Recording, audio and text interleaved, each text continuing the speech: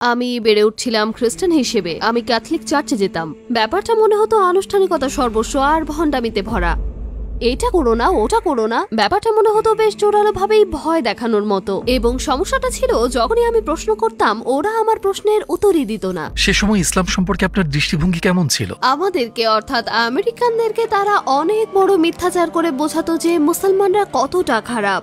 আমরা ছবিতে শুধুই দেখি যে মুসলিম পুরুষরা রাস্তায় দল বেঁধে আল্লাহু আকবার বলে আর মারামারি করে। তারপর আমি লস অ্যাঞ্জেলেসে গেলাম, কাজ করেছি অনেক সেলিব্রিটির সাথে, কানিয়ে ওয়েস্ট, স্নুপ ডগ, ফারেল। আমার জীবনটা ছিল স্বপ্নের মতো, প্রচুর টাকা, আর আমি ভ্রমণ করতাম। এমন অবস্থায় পৌঁছে গেলে মনে হয় আচ্ছা বেশ, এবার কি? হলিউড খুবই খুবই খারাপ একটা জায়গা। প্রমাণ চাইলে কোনো শিশু শিল্পীকে জিজ্ঞেস করুন, ওখানে আত্মহত্যার হার এত বেশি কেন? কেন সেলিব্রিটিরা মাদক ওভারডোজে মারা যাচ্ছে? কেন তারা কেউই সুখী না? তারা সবাই যেন কিছু একটা খুঁজে বেড়াচ্ছে। আমি কোনোভাবে কোরআনের একটা কপি হাতে পেয়েছিলাম। আমি পড়া ছাড়তেই পারছিলাম না। ওটা তুমি আমার থেকে কেড়ে নিতে পারবে না। মা, তোমার জন্য একটা খবর আছে। তিনি বললেন, হায় ঈশ্বর, তুমি মরক্কো যাচ্ছ একা? আমি মরক্কো চলে গেলাম আর জীবনটা বদলে গেল। কিভাবে আপনি কালিমা শাহাদাত পাঠ করেছিলেন? আসলে এটা আরবিতে বলাটা ছিল খুবই কঠিন, কিন্তু মন থেকে বলাটা ছিল খুব সহজ। মনটা যেন আলোয় ভরে যায় আর মনে হয় আচ্ছা তাহলে এটাই। এরপর থেকে ইসলামের সন্নিকটে আসা এবং এর পেছনে লেগে থাকা। আসসালামু আলাইকুম বোন জেমি ব্রাউন, আমাদের আমন্ত্রণ গ্রহণের জন্য আপনাকে অনেক অনেক ধন্যবাদ। টুয়ার্ডস ইটার্নিটির পক্ষ থেকে আপনাকে সাথে পেয়ে আমরা খুবই আনন্দিত। জেমি ব্রাউনকে সেটা দিয়ে শুরু করতে চাই, আপনার জীবন সম্পর্কে আমাদের বিস্তারিত বলবেন? আসসালামু আলাইকুম। প্রথমেই ধন্যবাদ জানাচ্ছি আমাকে আমন্ত্রণের জন্য, আর এই উদ্যোগকে আমি স্বাগত জানাই। আমার নাম জেমি ব্রাউন, আমি আমেরিকান এবং আমার বেড়ে ওঠা আমেরিকাতেই। একজন খ্রিস্টান এবং শিশু হিসেবে বিভিন্ন ধর্মের ব্যাপারে আমার আগ্রহ ছিল। তারা কি বোঝায়, তারা কিসে বিশ্বাস করে। বড় হওয়ার পর আমার আবার চার্চে যাওয়া শুরু হলো। আমি লস অ্যাঞ্জেলেসে গেলাম আর হলিউডে কাজ করা শুরু করলাম। সেখানে কুরআনের একটা কপি হাতে পেলাম, আর তারপরের ঘটনা তো পুরোই ইতিহাস। আপনার জীবন সম্পর্কে সংক্ষেপে আমাদের কিছু বলবেন কি? কেমন জীবনযাপন করছিলেন আপনি? আপনার হলিউডের জার্নি কিভাবে শুরু হয়েছিল?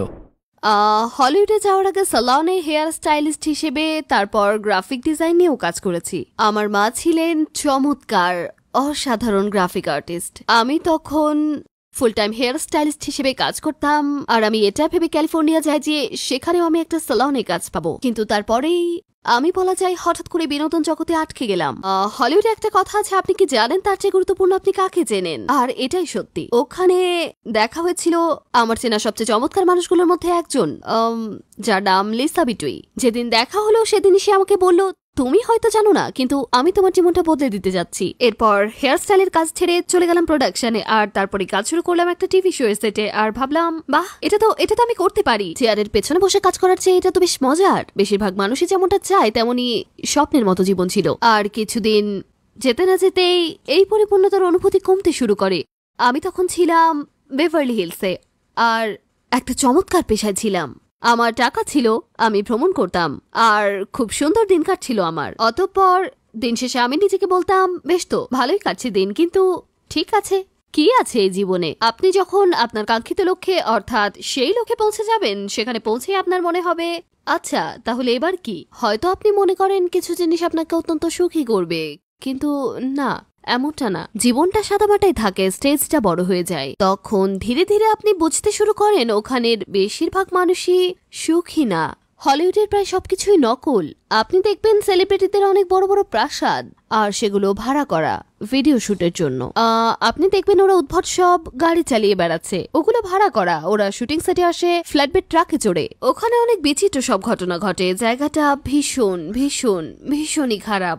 আসসালামু আলাইকুম প্রিয় ভাই ও বোনেরা, আমরা দেখেছি যে আমাদের দর্শকদের ৮০% মানুষজন আমাদের চ্যানেলে সাবস্ক্রাইব করেননি। আপনারা যেমনটি জানেন আমরা একটি অলাভজনক প্রতিষ্ঠান, আর আমরা আমাদের কোনো ভিডিওতে বিজ্ঞাপন চালাই না। টুয়ার্ডস ইটার্নিটি শুধু একটি ইউটিউব চ্যানেলই না, এটি একটি মাদ্রাসাও। এখানে আমরা চেষ্টা করি নিজেদের এবং যুব সমাজকে ইসলামী শিক্ষা দেওয়ার। আমাদের লক্ষ্যই হলো শুধু সত্যকে প্রচার করা। কাজটা ছোট হতে পারে, কিন্তু ইনশাআল্লাহ অনেকের জন্য এটি পথ চলার সহায়ক হবে। এখন সাবস্ক্রাইব বাটনে ক্লিক করুন এবং একসাথে পথ চলি অনন্তকালের দিকে। সাধারণত মানুষ ভাবে যে হলিউড লোকজন অসাধারণ সুখী জীবন যাপন করে। হলিউডের ব্যাকগ্রাউন্ড থাকে একজন হিসেবে আপনি কি মনে করেন ব্যাপারটা আসলেই সেরকম? না, আমি মনে করি হলিউডে অল্প কিছু মানুষ আছে যারা সুখী। হলিউড খুবই অন্ধকার জগৎ। এই ব্যাপারটা আপনি যতই জানবেন ততই সেখান থেকে দৌড়ে পালাতে চাইবেন। প্রমাণ চাইলে কোনো শিশু শিল্পীকে জিজ্ঞেস করুন, সেখানে আত্মহত্যার হার এত বেশি কেন? কেন এত সেলিব্রিটিরা মাদক ওভারডোজে মারা যাচ্ছে? কেন? তাদের তো আছে অঢেল টাকা আর খ্যাতি, আছে ঘুরে বেড়ানোর সামর্থ্য, এত বড় বড় বাড়িতে থাকে, পরিবারের দেখাশোনা করে, পছন্দের পোশাক কিনতে পারে, ইচ্ছে মতো যেখানে খুশি ঘুরতে পারে, যেমন জীবনের মানুষ স্বপ্ন দেখে। এত সবকিছু থাকা সত্ত্বেও কেন তারা কেউই সুখী না? কেন তাদের মধ্যে পরিপূর্ণতা বোধ নেই? হয়তো কেউ কেউ সুখী, আমি বলছি না, মানে আমার বলা উচিত না সবাই, বেশিরভাগই এমন। সেখানে প্রচুর ফাঁকা বলি থাকে। হলিউডে মানুষদের কাছে স্বপ্ন বিক্রি করা হয় আর বলা হয় চাকচিক্য, গ্ল্যামার, খ্যাতি আর সম্পদ, আর তারপরে মানুষ বোঝে না, এমনটা না। তারা সবাই কিছু একটা খুঁজে বেড়ায়। আচ্ছা, তো ইসলাম গ্রহণের আগে ধর্মবিশ্বাসের দিক থেকে কেমন ছিল আপনার জীবন? কিসে বিশ্বাস করতেন আপনি?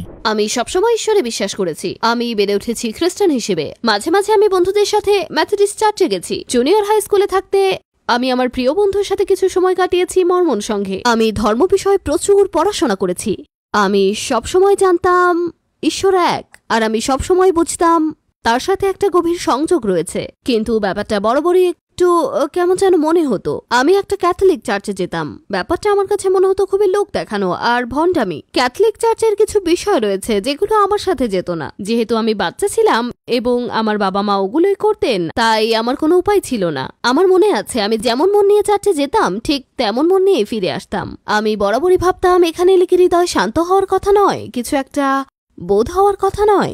আমার মনে হতো ক্যাথলিক চার্চে ওখানে নির্দিষ্ট সময় নির্দিষ্ট কিছু জিনিস বলা হতো, নির্দিষ্ট সময় নির্দিষ্ট কিছু জিনিস করা হতো, আর আমার মনে হতো সবকিছু যেন করা হচ্ছে কোনো রকমে, যেন তেন ভাবে।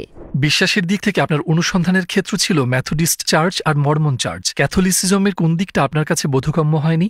ক্যাথলিসিজমের সবচেয়ে বড় দিকগুলোর একটি হচ্ছে সেখানে সদস্য হতে গেলে আপনাকে একটা ওয়েফার নিতে হবে। যাজক এটা আপনাকে দেবেন, কিন্তু আপনি এটা কেবল নির্দিষ্ট কিছু পরিস্থিতিতে নিতে পারবেন। আমার মায়ের ডিভোর্স হয়েছিল, এজন্য এটা তাকে দেওয়ার অনুমতি ছিল না। মনে করা হতো সে অশুদ্ধ। সবকিছুতেই ছিল শুধুমাত্র যিশু, যিশু আর যিশু। সবসময় বলা হতো যিশু কতটা ক্ষমাশীল, এটা সেটা। এবং আমি বললাম, তো আপনারা মনে করছেন যিশু আমার মাকে এটার অনুমতি দেবেন না? মানে আপনারা মনে করেন আমার মাকে ক্ষমা করা হবে না? তারা যার যার পথে চলে শান্তিপূর্ণভাবে, তাদের মধ্যে সমস্যা ছিল না, তারা বন্ধু ছিল। তার জীবনে কি এমন খারাপ কিছু ঘটে গেছে যার জন্য তাকে চার্চে কিছু একটা করতে দেওয়া হবে না? আমার এটা পছন্দ হয়নি। আর এরপর তৃতীয়বাদ গ্রহণযোগ্য মনে হয়নি। পিতা, পুত্র, পবিত্র আত্মা, যিশু আর ঈশ্বর এক। যিশু মানুষের রূপে ঈশ্বর? না, এটা না। আর আমি সবসময় ভাবতাম পৃথিবীতে কি এমন ঘটছে ঈশ্বর যেটা দেখেন না, ঈশ্বর যেটা শোনেন না, তাকে সশরীরে এখানে নেমে আসতে হয় এটা দেখার জন্য? মানেই হয় না। ঈশ্বর সবকিছু দেখেন, একজন মানুষের রূপে এখানে আসার তার কোনোই মানে নেই। এগুলো কোনো কিছুই তেমন বড় বিষয় ছিল না, কিন্তু ছোট ছোট বিষয় একসাথে জড়ো হয়ে এমনটা হয়েছে। ভাবতাম এর কোনো মানে হয় না, ঠিক আছে বাদ দেই। কিন্তু সমস্যাটা হচ্ছে যখন আমি প্রশ্ন করতাম তারা কোনো উত্তরই দিত না। আপনার মতে আপনার আগের ধর্ম অর্থাৎ খ্রিস্ট ধর্ম এবং আপনার বর্তমান ধর্ম ইসলামের মধ্যে সবচেয়ে বড় স্পষ্ট পার্থক্যটা কি? আমার কাছে সবচেয়ে বড় পার্থক্য হচ্ছে যিশুকে একজন নবী মানা বনাম তাকে তৃতীয়ের অংশ মনে করা। কারণ আমি বিশ্বাস করি যে ঈশ্বর এক। আমি কখনোই ভাবিনি যে পিতা, পুত্র আর পবিত্র আত্মা অর্থাৎ এক যোগ এক যোগ এক সমান এক হতে পারে। আমি সবসময় এটা জানার জন্য কিছু একটা খুঁজতাম। আমি আসলে কখনোই পুরোপুরি একমত হতে পারিনি। আর আমি মনে করি আমাদের যিশুর জীবন নিয়ে গবেষণা করা দরকার, এবং তিনি যেটা শিক্ষা দিয়েছেন সেটা, চার্চ যেটা প্রচার করে সেটা নয়। তো দেখা শুরু করলাম যিশু কি বলছে। যিশু কখনোই বলেনি আমাকে পূজা করো, আমার কাছে প্রার্থনা করো। এবং যিশু যদি তার মুখভূমিতে আনত করে প্রার্থনাই করে, আর তিনি যদি মানুষের শরীরে ঈশ্বরী হয়ে থাকেন, তবে তিনি কার কাছে প্রার্থনা করবেন? এটা হতে পারে না। আমার মনে আছে কিভাবে সব ঘটেছিল। আপনি যখন একটা খ্রিস্টান চার্চে থাকবেন, আপনাকে শুধু বিশ্বাস করে যেতে হবে। মানে তুমি কিভাবে প্রশ্ন করতে পারো? এবং আমি প্রথমে সেটাই দেখেছি যখন যাজককে প্রশ্ন করলাম, শুধু একটাতে না, সবকটাতেই। এবং বরাবর একই উত্তর পেয়েছি, যদি যিশুকে বিশ্বাস করো তার কাছে প্রার্থনা করো, প্রশ্ন করো না। এবং আমার ভালো লাগে যে ইসলাম বলে না, ব্যাপারটা অবশ্যই সেরকম নয়। কারো কথার উপর নির্ভর করো না, বরং প্রশ্ন করো। আগে ইসলামের প্রতি আপনার দৃষ্টিভঙ্গি কেমন ছিল? ইসলামের ব্যাপারে কি কোনো বিদ্বেষ ছিল আপনার মধ্যে? শুরুতে ইসলামের ব্যাপারে আমার কোনো প্রকার কুসংস্কার ছিল না। খবরে সবসময় সন্ত্রাসীদের দেখানোটা আমার পছন্দ ছিল না। আর আপনি জানেন, আমরা ছবিতে শুধুই দেখি যে মুসলিম পুরুষরা রাস্তায় দল বেঁধে আল্লাহু আকবার বলে আর মারামারি করে। তারা বড় বড় মেশিন গান নিয়ে র্যালি করে। আর যেমনটা আমাদের দেখানো হয়, সত্যিকারের সংবাদই যেন হয়ে ওঠে হলিউডের কোনো সেট। আমাদের আমেরিকানদের যেটা দেখানো হয় আসলে সেটা একটা বড় মিথ্যা। সেটা হচ্ছে মুসলিমরা কতটা খারাপ আর তারা আমাদের ধরতে আসছে। না, সেটা না। আমি শুধু ভাবতাম যে ইসলাম একটা রহস্যময় ধর্ম, যেটা সম্পর্কে আমি জানি না, আমার জানার কথাও নয়। কারণ আমি ভাবতাম আমার চিন্তা ভাবনা থেকে এটা অনেক আলাদা। তাই ভাবতাম ঠিক আছে, ওরা ওদের কাজ করুক, আমি আমারটা। কি বলবো, ব্যাপারটা আমার কাছে একটু উদ্ভট বলে মনে হতো। ওরা সবার সামনে কার্পেটের উপর দাঁড়িয়ে, আমি জানি না ওরা কি করতো, ওরা ওদের মতো থাকুক। ইসলামের পথে আপনার যাত্রা কিভাবে শুরু হয়েছিল? আমি একটা সেটে কাজ করতাম এবং আমার সাথে কাজ করা কলিগদের মধ্যে একজন প্রতি শুক্রবার কয়েক ঘন্টার জন্য হারিয়ে যেত। আমি সবসময় তাকে জিজ্ঞেস করতাম, কোথায় যাও তুমি? মানে তুমি কেন প্রায় উধাও হয়ে যাও? তুমি তো দুপুরের খাবারও খাচ্ছ না, কি করছো তুমি? এবং সে আমাকে বলল, আমি মুসলিম আর শুক্রবারে আমরা নামাজ পড়তে যাই। তখন আমি তাকে বললাম, তুমি একবার আমার সাথে চার্চে আসো না কেন, দেখো কেমন লাগে। সে বলল, অবশ্যই না, ধন্যবাদ, আমি ওই ব্যাপারে মোটেই আগ্রহী নই। তারপর এটা আমাকে রাগান্বিত করলো। আমি বুঝতে পারলাম না কেন সে এটার একটা সুযোগ নিল না। আমি ভাবলাম কেন সে নিজের ধর্মে এমন ভাবে আটকে গেছে যে রবিবারে মাত্র ৪৫ মিনিটের জন্য সে চার্চে আসতে পারবে না। তখন আমি তাকে বললাম, আচ্ছা ঠিক আছে, তোমার ধর্মগ্রন্থ যেটাই হোক না কেন, ওটা আমি একটু পড়তে চাই। তারপর আমি তোমাকে বলবো ওই ধর্মগ্রন্থ ব্যবহার করেই কেন ওটার কোনো মানেই হয় না আর কেন তোমার খ্রিস্টান হওয়া উচিত।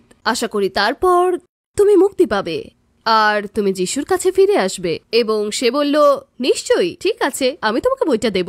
আমি পড়া শুরু করলাম আর ভাবলাম, ১ মিনিট, এটা তো খুবই অর্থপূর্ণ। ঠিক আছে, দেখা যাক। আমি অত্যন্ত আগ্রহী হয়ে উঠলাম, পড়তেই থাকলাম। বুঝতেই পারছেন আমি ব্যর্থ হলাম তাকে খ্রিস্টান বানাতে, কিন্তু অত্যন্ত সফলভাবে আমি নিজে মুসলিম হয়ে গেলাম।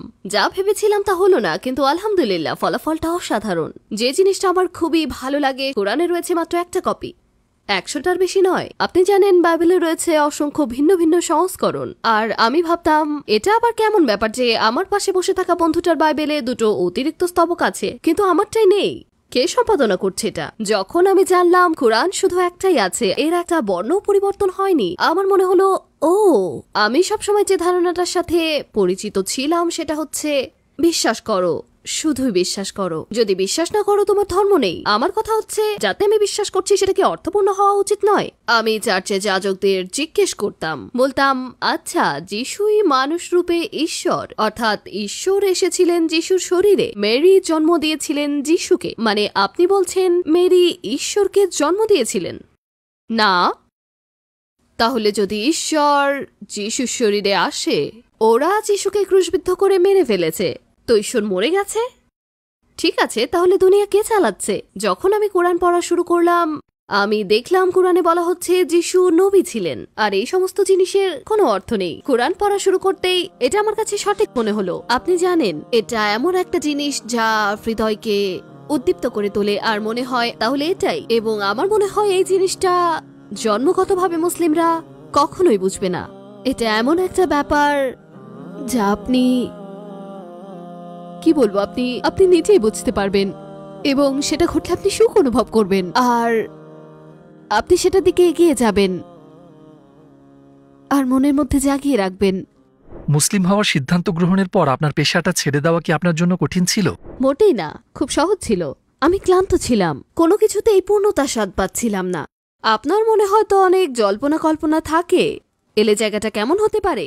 আপনি যখন সেখানে যাবেন অনুভব করবেন, ও, টিভিতে যেমনটা দেখায় তার চেয়ে এটা আলাদা। ওখানে বসবাসের বাস্তবতাটা আমি যেমনটা আশা করছিলাম তার চেয়ে আলাদা। ওটা চমৎকার, ওটা মজার। কিন্তু এলে থেকে আমার যা কিছু দরকার ছিল সব নিংড়ে নিয়েছি এবং ওই পর্যায়ে আমি অন্য কিছু খুঁজছিলাম, যেটা হবে দামি গাড়ি চালানো কিংবা অভিজাত এলাকায় বসবাস। অর্থাৎ আমি যা কিছু করি তার চেয়ে আরো বেশি তৃপ্তিদায়ক। আমার কাছে ওসব কিছুর আর গুরুত্বই ছিল না। আর লোকে বলে, কিভাবে তুমি একটা সুটকেসে তোমার সবকিছু গুছিয়ে ফেলো, কিভাবে তোমার জিনিসপত্র ছেড়ে আসো? আর আমি বলি, জিনিসপত্রকে দেখে আমি আমার বন্ধুদের সাথে মজা করি। তারা বলে, ও, আমি কখনো এভাবে যেতে পারবো না, আমার যত জিনিস। এসব কে ভাবে এটা কি এমন জিনিস?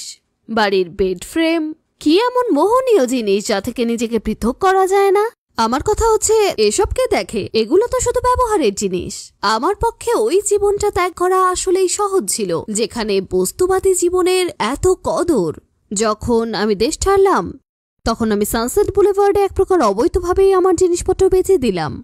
আর ওখানেই হয়তো মধ্যপ্রাচ্যের জীবনের জন্য আমার প্রস্তুতি হয়ে গিয়েছিল। কি বলবো, মাটিতে একটা বিশাল প্লাস্টিকের শীট বিছিয়ে আমি সানসেট বুলেভার্ডে পার্কের বাইরে তার উপর আমার সব জিনিসপত্র রেখেছিলাম। আর আমি মানুষজনকে বলছিলাম, যা লাগে নিয়ে যাও। কুরআন পাঠ শুরু করার পর কেন আপনি আপনার স্বপ্নের নগরী লস অ্যাঞ্জেলেস ছেড়ে মরক্কোতে পাড়ি জমিয়েছিলেন?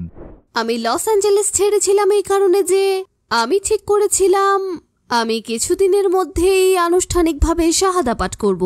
আমার মনে হতো যেসব মানুষজনের সাথে আমি ঘুরছি, যেমন জীবনযাপন করছি, যে পেশায় রয়েছি, তার সবকিছুই অসামঞ্জস্যপূর্ণ। আর সেই জায়গাটাকে আমি জীবনের সবচেয়ে উপযোগী জায়গা ভেবেছিলাম, কারণ এলেতে আমি আসলেই থিতু হয়েছিলাম। আর আমি ওখানের সবকিছু খুব পছন্দ করতাম। কিন্তু যখনই আমি ইসলামকে খুঁজে পেলাম, আমি আগে যা কিছু পছন্দ করতাম সেগুলোর কিছুই আর আমি চাইতাম না। আমি জানতাম যে আমি হঠাৎ আমার বন্ধুদের দিকে বলতে পারবো না যে শোনো, আমি মুসলিম হয়ে গেছি, আমি হিজাব পরবো। সম্ভবত আমরা আর বাইরে ঘুরবো না, কারণ তোমরা যেসব জায়গায় বেড়াতে চাও আমি সেসব জায়গায় যেতে চাই না। তাই আমার মনে হলো আমার নিজেকে সরিয়ে নিতে হবে আশেপাশের পরিবেশ থেকে, যেন নিজেকে বদলাতে পারি। এবং যখন আমি মরক্কোতে গেলাম আমি কাউকেই বলিনি, কারণ আমি চেয়েছিলাম মুসলিম হতে। আর তাই এলে ছাড়ার পর আমি বাড়িতে ফিরে এলাম 1 সপ্তাহের জন্য, কারণ আমি চেয়েছিলাম পরিবারের কাছ থেকে বিদায় নিতে আর মরক্কোতে যাওয়ার পূর্বে বাড়িতে সবার সাথে একটু সময় কাটাতে। আমি এটা করেছি, আর আমি চাইনি আমার পরিবার এটা সম্পর্কে কিছু জানুক, কারণ আমি চাইনি তারা ইসলাম সম্পর্কে মতামত দিক, কারণ তাদের কথা আমার ওপর বা আমার সিদ্ধান্তের ওপর প্রভাব ফেলতে পারে। হেই, মানে তুমি যাচ্ছ অন্য একটা মহাদেশে একা, ওখানে তোমার কেউ নেই। তুমি যদি কোনো সমস্যায় পড়ো, তোমার ভাষা জানা নেই, তোমার কোনো চাকরি নেই, বসবাসের কোনো জায়গা নেই, তোমার মাথা ঠিক আছে? মানে আমি চাইনি তারা আমাকে ওখানে যাওয়ার ব্যাপারে নিরুৎসাহিত করুক, তাই ওটা আমার নিজের ভেতরেই রেখেছিলাম। এবং আমি শাহাদা পাঠ করার পর প্রায় 1 বছর পর্যন্ত পরিবারের কাছে সেটা বলিনি। মরক্কোতে যাওয়ার সময় আপনি আপনার বাবা মা আর পরিবারকে কি বলেছিলেন? সেখানে কি কারণে যাচ্ছেন বলে তাদের জানিয়েছিলেন? যখন তারা আমাকে জিজ্ঞেস করলো কেন মরক্কো যাচ্ছি, আমার উত্তর ছিল কেন নয়, আমি খুব সাহসী নির্ভীক মানুষ।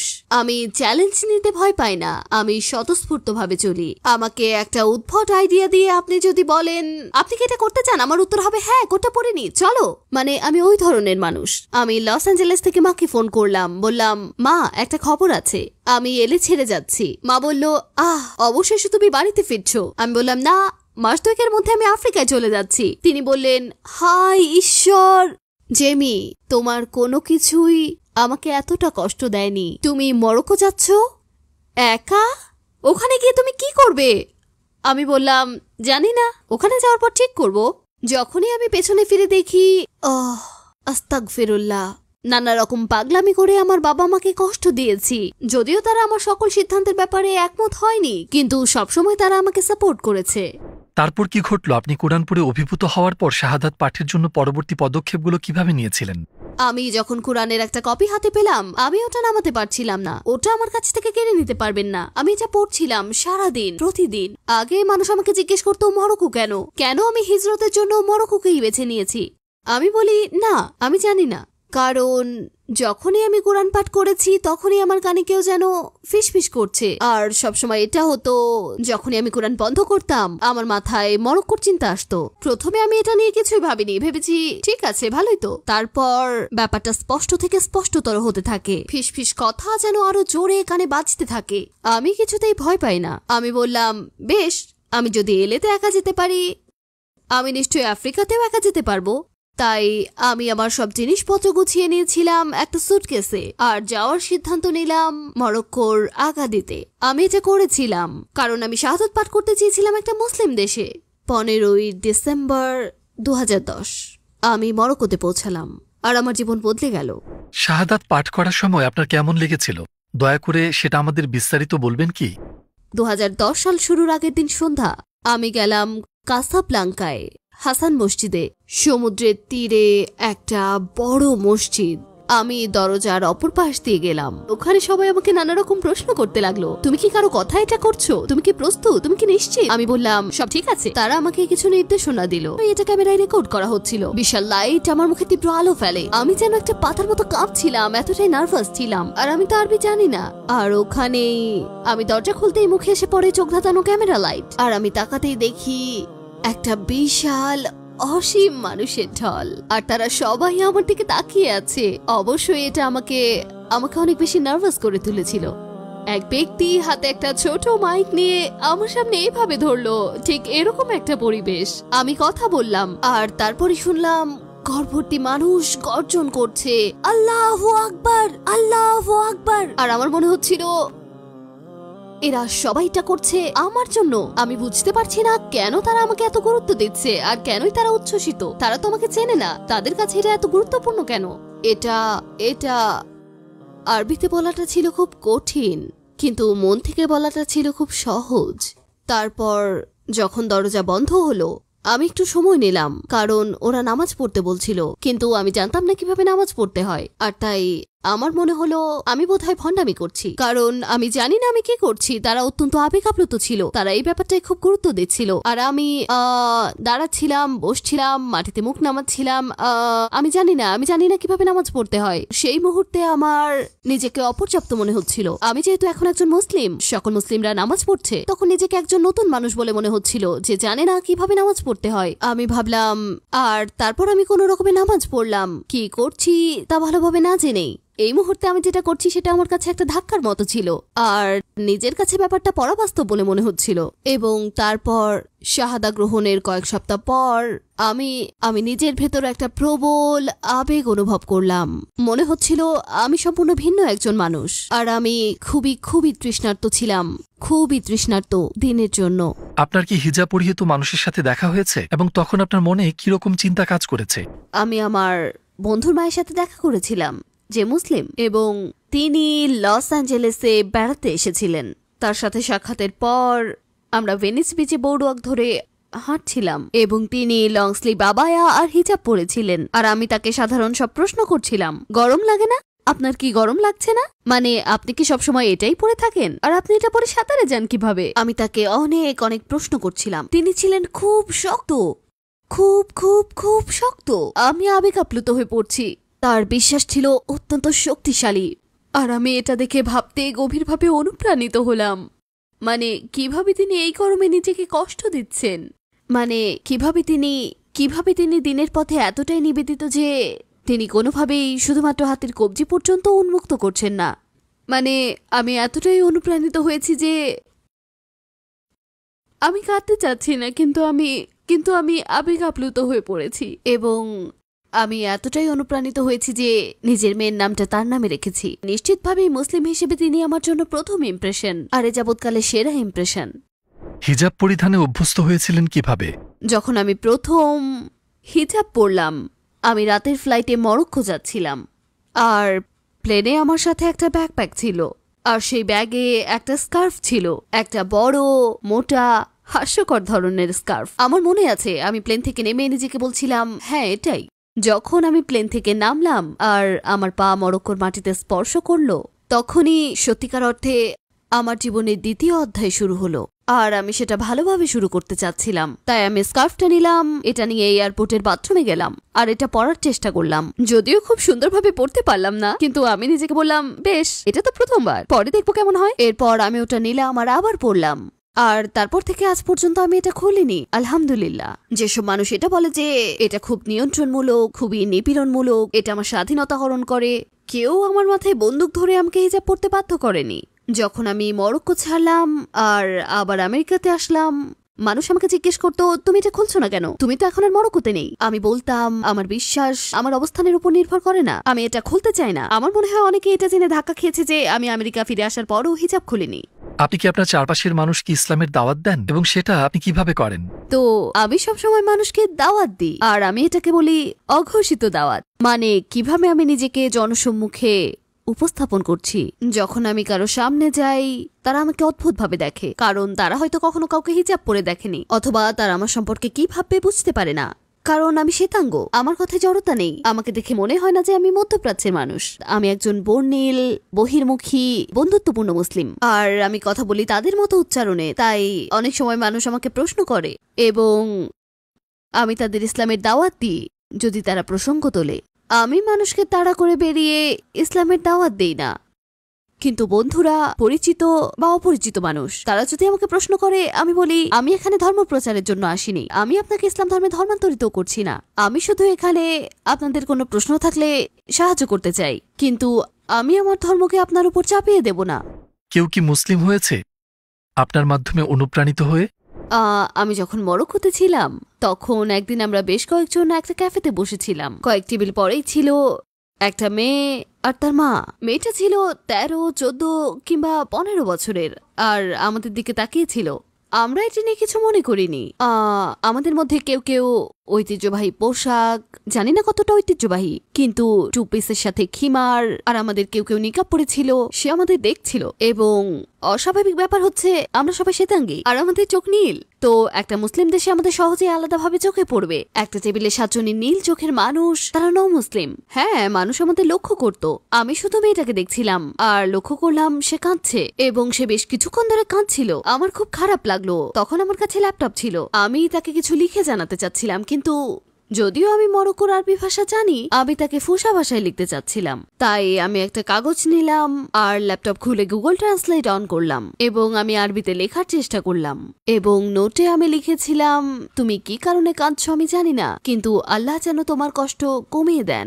যখন আমি নোটটা লেখা প্রায় শেষ করে ফেলেছি, সে আর তার মা দাঁড়িয়ে পড়লো আর ক্যাফে থেকে বেরিয়ে যেতে লাগলো। আর আমি ভাবলাম আমি তাকে যেতে দিতে পারি না, তাকেই নোটটা দিতে হবে। তারা বেরিয়ে যেতে লাগলো আর আমাদের টেবিলের পাশ দিয়ে যেতে লাগলো। আমি তাদের ইশারায় থামতে বলি, আসসালামু আলাইকুম, শুনুন শুনুন। আমি তাকে বললাম, তুমি কি ইংরেজি জানো? সে বলল জানে না। আমি তাকে বলার চেষ্টা করলাম, এটা আমি তোমার জন্য লিখেছি। তাকে আমার স্ক্রিন দেখালাম, এটা দেখো। তো আমি আমার ল্যাপটপটা ধরলাম যেন সে আরবিতে এটা পড়তে পারে, আর সে কান্নায় ভেঙে পড়লো। মানে সে কিছুটা ইংরেজি বলতে পারে। আপনি জানেন অনেক সময় তারা বলে পারি না, কিন্তু তারা কিছুটা বলতে পারে। আর সে তখন আমাকে বলল, আমি আমার মায়ের সাথে বসেছিলাম আর বিগত কয়েক মাস ধরেই আমি হিজাব পড়তে চাইছি।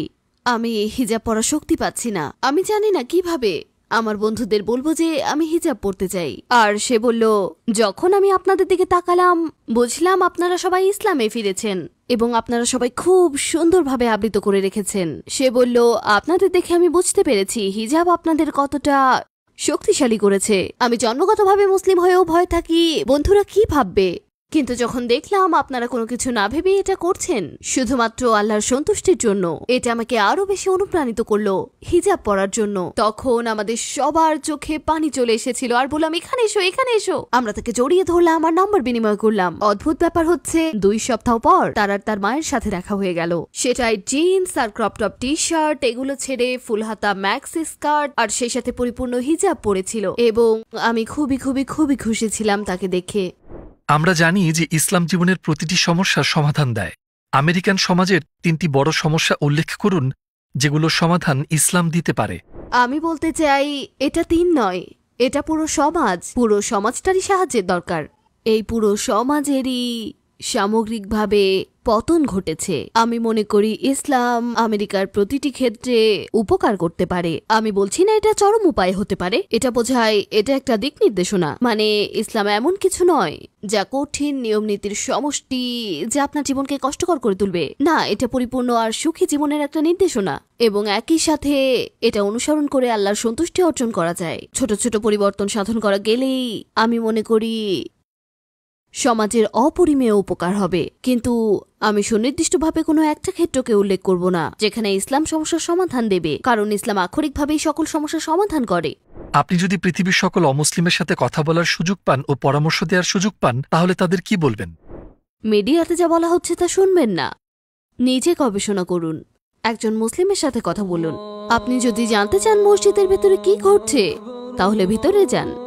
ইসলাম এবং মুসলিম সম্পর্কে যা কিছু দেখছেন তার উপর ভিত্তি করে মতামত দেবেন না, যা অভিজ্ঞতা করছেন তার উপর মতামত দিন, কারণ এটা তার বিপরীত যেটা আপনাকে দেখানো হয়। গাজায় যা ঘটছে তা দেখে অনেক আমেরিকান অমুসলিমও ইসলামের দিকে আগ্রহী হয়ে উঠেছে, এমনকি আমেরিকাতেও। আমেরিকা ইসলামের ভবিষ্যৎকে আপনি কিভাবে দেখেন? আমি নিশ্চিতভাবে বলতে পারবো না, কারণ আমি ভবিষ্যৎদ্রষ্টা নই, কিন্তু আমি বলতে পারি যে 9/11-এর পর বিপুল সংখ্যক মানুষ ইসলাম গ্রহণ করেছে।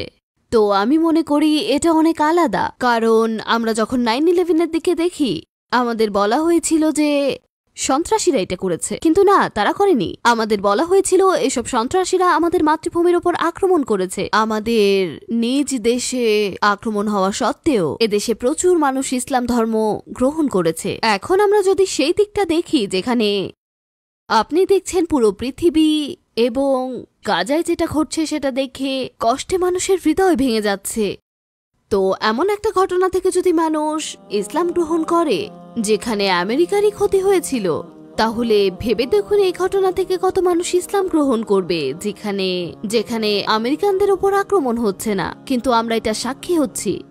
তাই আমি মনে করি অনেক মানুষ দেখেছে অকল্পনীয় বিশ্বাস,